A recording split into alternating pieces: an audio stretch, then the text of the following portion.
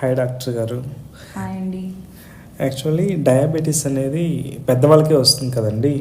కానీ రీసెంట్ టైమ్స్లో మా రిలేటివ్స్లో ఒక అబ్బాయికి వచ్చిందండి. దాని గురించి మీరు ఏమన్నా కాస్త బ్రీఫ్గా చెప్పగలరా మాకు? అబ్బాయి ఏజ్ ఎంత అండి? ఒక 7 years అండి. ఓకే, చిన్న పిల్లోడు. సో మనం అందరం అనుకుంటున్నట్టు డయాబెటీస్ అనేది పెద్దవాళ్ళకి రాదండి, చిన్నపిల్లలు కూడా చాలా కామన్గా వస్తున్నాయి ఈ మధ్య. సో డయాబెటీస్ మిల్లిటర్స్ అనేది 4 types ఉన్నాయన్నమాట. దాంట్లో ఫస్ట్ వచ్చేసి టైప్ 1 డయాబెటీస్ అనమాట. దీన్ని జువెనైల్ డయాబెటీస్ అని కూడా అనేవాళ్ళు ఒకప్పుడు. దీంట్లో ఏమవుతుందంటే ఫస్ట్ మన బాడీలో ప్యాంక్రియాస్ అనే గ్లాండ్ ఉంటుందండి. ఆ ప్యాంక్రియాస్ అనే గ్లాండ్ నుంచి ఇన్సులిన్ అనే హార్మోన్ రిలీజ్ అవుతుంది. సో ఇన్సులిన్ అనే హార్మోన్ ఏం చేస్తుందంటే మనం ఎప్పుడైతే ఫుడ్ తీసుకుంటున్నామో ఆ ఫుడ్ గ్లూకోజ్గా కన్వర్ట్ అవుతుంది. సో ఆ గ్లూకోజ్ బ్లడ్లోకి వెళ్తుంది. మన ఇంటెస్టైన్ నుంచి బ్లడ్లోకి వెళ్ళిన గ్లూకోజ్ని పక్కనున్న సెల్స్కి పంపించే బాధ్యత మన ఇన్సులిన్ అనమాట.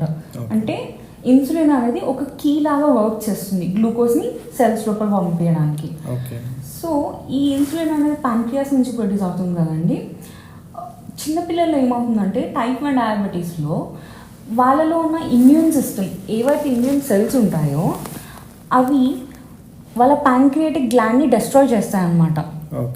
సో దీన్ని ఆటో ఇమ్యూన్ కండిషన్ అంటాం అనమాట. ఎప్పుడైతే మన ఓన్ ఇమ్యూనిటీ సెల్స్ మన బాడీలో ఉన్న ఆర్గాన్స్ని డెస్ట్రాయ్ చేస్తే దాన్ని ఆటో ఇమ్యూన్ డిసీజెస్ కింద చెప్తామన్నమాట. సో దీనివల్ల ఏమవుతుందంటే ప్యాంక్రియాస్ అన్నది కంప్లీట్గా డెస్ట్రాయ్ అయిపోయి ఉంటుంది. సో ప్యాంక్రియాస్ డెస్ట్రాయ్ అయిపోతే మనకి ఇన్సులిన్ అనే హార్మోన్ ఉంటుంది. ఇప్పుడు ఇన్సులిన్ లేకపోతే ఆ గ్లూకోజ్ అనే సెల్స్ లోపలికి వెళ్ళదు.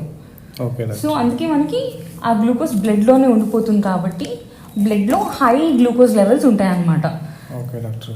సో వీళ్ళకి ట్రీట్మెంట్ ఏంటంటే ఇన్సులిన్ లేదు కాబట్టి మనం బయట నుంచి ఇన్సులిన్ ఇస్తామన్నమాట. కానీ బాధాకరమైన విషయం ఏంటంటే ఈ పిల్లలకి లైఫ్ లాంగ్ ఇన్సులిన్ ఇంజెక్షన్స్ ఇవ్వాల్సిందే. ఓకే డాక్టర్ గారు. నెక్స్ట్ ఇంకా 3 types, మొత్తం 4 types ఉన్నారు కదా డాక్టర్. 1 type అయింది, మిగతా 3 types ఎక్స్ప్లెయిన్ చేస్తారా మీరు ఒకసారి? నెక్స్ట్ వచ్చేసి టైప్ 2 అండి. టైప్ 2 డయాబెటీస్ అనేది మనం మోస్ట్లీ అడల్ట్స్లో చూస్తాం అనమాట.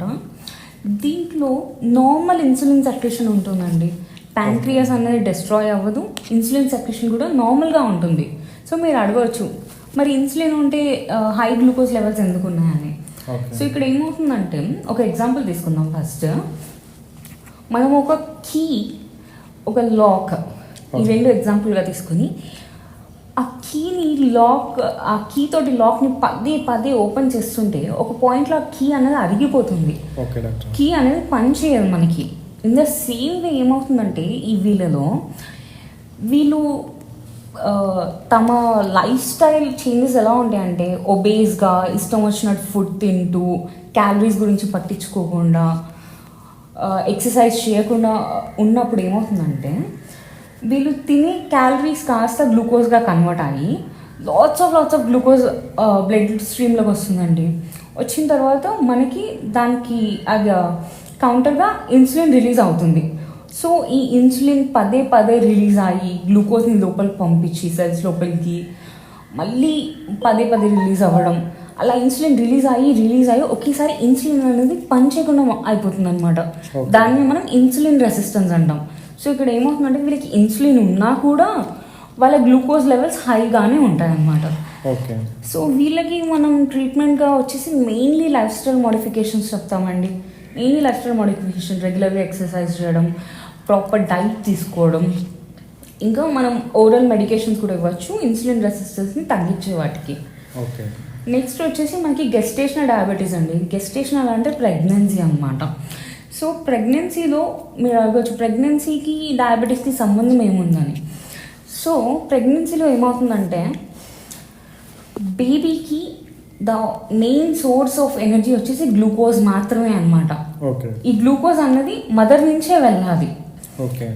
సో ప్రెగ్నెన్సీ టైంలో ఒక హార్మోన్ రిలీజ్ అవుతుందండి, హ్యూమన్ ప్లాజెంటల్ లాక్టోజన్ అని, HPL హార్మోన్. ఇది ఏం చేస్తుందంటే మదర్లో ఇన్సులిన్ రెసిస్టెన్స్ చేసి పడేస్తుంది అనమాట. మనం టైప్ 2లో మాట్లాడుకున్నాం కదా ఇన్సులిన్ రెసిస్టెన్స్. సో మదర్లో హయ్యెస్ట్ రేట్ ఆఫ్ ఇన్సులిన్ రెసిస్టెన్స్ని క్రియేట్ చేస్తుంది అనమాట. సో దానివల్ల ఏమవుతుందంటే మదర్లో ఇన్సులిన్ ఉన్నా కూడా బికాస్ ఆఫ్ రెసిస్టెన్స్ ఈ గ్లూకోజ్ సెల్స్లోకి వెళ్ళదు.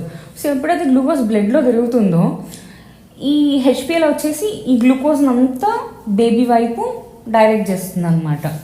మదర్లో ఇప్పుడు డయాబెటీస్ స్టేజ్లో ఉంటుంది మదర్. సో ఇదే అండి గెస్టేషన్ డయాబెటీస్. దీనికి మనము ట్రీట్మెంట్ వచ్చేసి సేమ్ అండి, just like type 2 diabetes, exercise, proper diet, some times oral medications ఇవ్వచ్చు. కాకపోతే మనం జాగ్రత్తగా ఉండాల్సింది ఏంటంటే ఎప్పుడైతే మదర్ గెస్టేషనల్ డయాబెటీస్ అని తెలుస్తుందో వాళ్ళు కొంచెం బేబీ పుట్టిన తర్వాత కేర్ఫుల్గా ఉండాలండి with the life style and diet. ఎందుకంటే వాళ్ళకి high chances of type 2 diabetes వచ్చే ఛాన్స్ ఉంది. ఓకే. నెక్స్ట్ వచ్చేసి మోడీ అండి. సో మోడీ వచ్చేసి maturity onset diabetes of young. So దీంట్లో ఏమవుతుందంటే ఇన్సులిన్ ఉంటుంది, ప్యాంక్రియాస్ అన్నది కూడా పాడవదు. కాకపోతే చిన్న జీన్ మ్యూటేషన్ వల్ల ఇన్సులిన్ స్ట్రక్చర్ అనేది ఆల్టర్ అయిపోతుంది. ఓకే. సో ఇది ఆల్టర్ అయిపోయినప్పుడు ఇన్సులిన్ ఉన్నా కూడా ప్రాపర్ రిసెప్టార్స్ పైన వర్క్ చేయదు. సో వీళ్ళకి హైయెస్ట్ బ్లడ్ షుగర్ లెవెల్స్ ఉంటాయి అన్నమాట. సో ఇది వచ్చేసి ఆటోసోమల్ డామినెంట్ అనమాట. ట్రైట్ వచ్చేసి అంటే ప్రతి జనరేషన్లో మనం ఈ డయాబెటీస్ చూస్తామన్నమాట. సో మోడీలో మనకి 13 టైప్స్ ఉన్నాయి. ఆ 13 టైప్స్లో మోడీ 2 and 3 చాలా కామన్. ఓకే. సో వీళ్ళకి కూడా మనం ఓరల్ మెడికేషన్స్ ఇచ్చి ఇంకా ట్రీట్మెంట్ చేయాలి. సో అదే అండి డయాబెటీస్ గురించి బ్రీఫ్గా అడిగారు, చెప్పాను. చాలా థ్యాంక్స్ అండి.